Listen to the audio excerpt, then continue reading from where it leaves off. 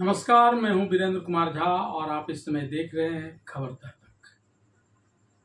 इस समय फ्रांस में G7 जो विश्व के सबसे शक्तिशाली देशों की संस्था है, उसकी बैठक चल रही है। भारत वैसे तो G7 का सदस्य नहीं है, लेकिन भारत के आर्थिक और विश्व राजनीतिक ताकत को देखते हुए अक्सर इसे G7 की बैठक में विशेष अतिथि के रूप में आमंत्रित किया जाता है और यह परंपरा पहले ही से चल रही है। 2000 ईस्वी में प्रधानमंत्री मनमोहन सिंह ने G7 की बैठक में हिस्सा लिया था और जब 2014 में नरेंद्र मोदी भारत के प्रधानमंत्री बने, तब से तो यह सिलसिला एक परंपरा सी बन गई है। हर G7 की बैठक में भारत को आमंत्रित किया जाता है और भारत के राष्ट्राध्यक्ष के रूप में प्रधानमंत्री नरेंद्र मोदी उसमें शामिल भी होते हैं और अपना दमखम दिखाते हैं। इस समय फ्रांस में चल रही G7 की बैठक में भी प्रधानमंत्री नरेंद्र मोदी ने पूरे विश्व को भारत की शक्ति का एक बड़ा दमखम दिखाया है और इसे लेकर फ्रांस के G7 की बैठक से एक तस्वीर पूरी दुनिया में तहलका मचा रहा है, पूरी तेजी से वायरल हो रहा है। इस तस्वीर को गौर से देखेंगे तो आपको अंदाजा लग जाएगा कि किस प्रकार से विश्व के सबसे सर्वाधिक शक्तिशाली देश माने जाने वाले अमेरिका के राष्ट्रपति डोनाल्ड ट्रंप पर भारत के प्रधानमंत्री नरेंद्र मोदी अपना प्रभाव दिखा रहे हैं। इस तस्वीर में अमेरिका के राष्ट्रपति डोनाल्ड ट्रंप अपनी कुर्सी पर बैठे हुए हैं बैठक में हिस्सा लेने के लिए। तभी प्रधानमंत्री नरेंद्र मोदी वहां आते हैं और डोनाल्ड ट्रंप की अनदेखी करते हुए उनकी बगल की कुर्सी को खिसका कर बैठना चाहते हैं। तभी ट्रंप उठकर प्रधानमंत्री नरेंद्र मोदी से हाथ मिलाते हैं, उनके कंधों को थपथपाते हैं। हालांकि प्रधानमंत्री नरेंद्र मोदी ने पिछली बार की तरह इस बार कोई गर्माहट नहीं दिखाई, कोई गले से नहीं मिले जैसा कि अक्सर हुआ करता था, बल्कि डोनाल्ड ट्रंप की आंखों में आंख डालकर उन्हें यह संकेत देने लगे कि मानो भारत कह रहा है कि ट्रंप बंद करो अपनी अब यह कमीनागिरी, कभी टैरिफ के नाम पर तो कभी ट्रेड डील के नाम पर जो तुम भारत को अस्थिर कर यहाँ अपना बाजार बनाना चाह रहे हो, वह सब अब नहीं चलेगा, नहीं चलेगा ट्रंप। यह कान खोलकर सुन लो, भारत के प्रधानमंत्री नरेंद्र मोदी अमेरिका के राष्ट्रपति डोनाल्ड ट्रंप की आंखों में आंख डालकर यही बात कर रहे हैं। और यह सिर्फ बात नहीं कर रहे हैं, ऐसी परिस्थिति भी है। भारत और अमेरिका के राष्ट्राध्यक्षों की वर्तमान स्थिति को आप देखेंगे तो यह आपको साफ साफ नजर आएगा। पहले ट्रंप की स्थिति को देखिए। ट्रंप ने जब पहले पूरी दुनिया को टैरिफ के वार में धकेलने का प्रयास किया तो अमेरिका के सुप्रीम कोर्ट ने डोनाल्ड ट्रंप को कड़ी घुड़की पिलाई कि यह सब बंद करो, अमेरिकी को तुम महंगे सामान खरीदने के लिए बाध्य मत करो, तुम्हारे पास यह अधिकार ही नहीं है। और इसके बाद जब अमेरिका में सीनेट में डोनाल्ड ट्रंप के रिपब्लिकन पार्टी के विरुद्ध एक बड़ा जो ईरान पर अमेरिका ने आक्रमण किया है उसके विरोध में बिल लाया गया, तो इसमें डेमोक्रेट्स के सीनेटरों ने तो मतदान किया ही। डोनाल्ड ट्रंप की पार्टी रिपब्लिकन के भी कई सीनेटरों ने इसमें क्रॉस वोट किया और ट्रंप को उसकी नानी याद करा दी कि यह सब बंद करो, जानबूझकर अमेरिकियों को इस ईरान युद्ध में मत धकेलो और जल्दी से इस युद्ध को समाप्त करो। और यह स्थिति देखने को भी अब मिलने लगी है।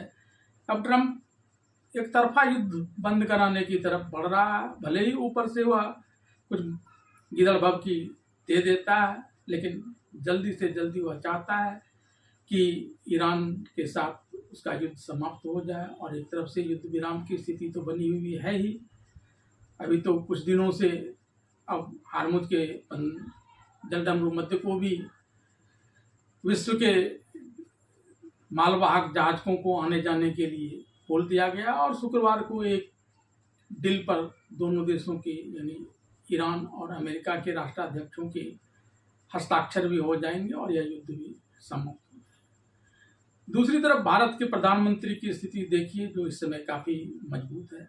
भले ही 2024 के आम चुनाव में बीजेपी को अपने पूर्व के 303 सांसदों की जगह पर 240 सांसदों को ही जिताने में सफलता मिली थी, लेकिन तब भी प्रधान मोदी के नेतृत्व वाली एनडीए को पूर्ण बहुमत था।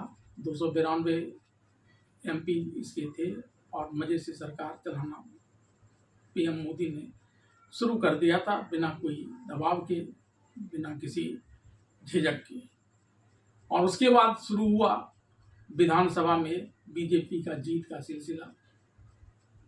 पहले हरियाणा का विधानसभा चुनाव जीता, फिर महाराष्ट्र का, इसके बाद बिहार का और दिल्ली का चुनाव जीता। और अभी हाल में बीजेपी ने पश्चिम बंगाल का विधानसभा चुनाव भी पूर्ण बहुमत के साथ जीत लिया है और वहाँ पहली बार बीजेपी की तरफ से शुभेंदु अधिकारी मुख्यमंत्री बन गए हैं। और जो प्रतिष्ठा 2024 के चुनाव में प्रधानमंत्री नरेंद्र मोदी ने खोई थी कि इसके एमपी की संख्या 303 से घटकर 240 पर आ गई थी, अब उसको भी पूरा करने की तरफ यह तेजी से बढ़ने में लगा है। पहले टीएमसी के 20 सांसदों को तुड़वाकर भले ही बीजेपी में नहीं मिलाया, लेकिन एनसीपीआई में उसे एक नया जो राजनीतिक दल जो रजिस्टर्ड तो था लेकिन अनरिकॉग्नाइज्ड था, उसमें शामिल करवाया और अपने पक्ष में कर लिया। इसके बाद अभी हाल में महाराष्ट्र के शिवसेना यूबीटी में भी वहाँ के 6 सांसदों को तुड़वा दिया है और अब वे भी बीजेपी के पक्ष में आने के लिए तैयार हैं। और इस प्रकार से प्रधानमंत्री नरेंद्र मोदी अब 363 का जादुई आंकड़ा प्राप्त करने में जुटे हुए हैं, ताकि जो महिला शक्ति बंधन अधिनियम ये पारित नहीं करवा पाए थे उसे पारित करवाएं, परिवेश सीमन का मामला को पारित करवा सकें और अपनी मजबूती प्रदान कर सकें, ताकि 2029 में होने वाले आम सभा चुनाव में भी बड़ी जीत हासिल कर सकें। तो स्पष्ट तौर पर दिखता है कि प्रधानमंत्री नरेंद्र मोदी इस समय अमेरिकी राष्ट्रपति डोनाल्ड ट्रंप से काफ़ी मजबूत स्थिति में है। डोनाल्ड ट्रंप अभी बैकफुट पर है और ऐसे में जब इस G7 के बैठक के बाद प्रधानमंत्री नरेंद्र मोदी और डोनाल्ड ट्रंप के बीच द्विपक्षीय वार्ता होगी, जिसमें ट्रेड डील पर चर्चा होने की बात सामने आ रही है, क्योंकि जुलाई में इसका समाधान निकालना है। तो वहाँ इस वीडियो के जरिए, इस फोटो के जरिए प्रधानमंत्री नरेंद्र मोदी ने अपने डेलीगेट्स को साफ साफ इशारा कर दिया है कि अमेरिकी राष्ट्रपति डोनाल्ड ट्रंप से डरने की कोई ज़रूरत नहीं, दम खोल कर अपनी बात रखिए कि भारत अपने किसानों के हित में ही काम करेगा, अमेरिका के लिए नहीं। अब भारत अमेरिका की कृषि उत्पाद को अपने बाजार में आने नहीं देगा। हाँ, अगर अमेरिका को ज़रूरत है कि भारत की कृषि उत्पाद को वे अपने देश में, तो भारत इसके लिए भी तैयार है। जैसे वह इंग्लैंड को अपना कृषि उत्पाद बेच रहा है, जापान को बेच रहा है, वैसे ही अमेरिका को भी दे देगा।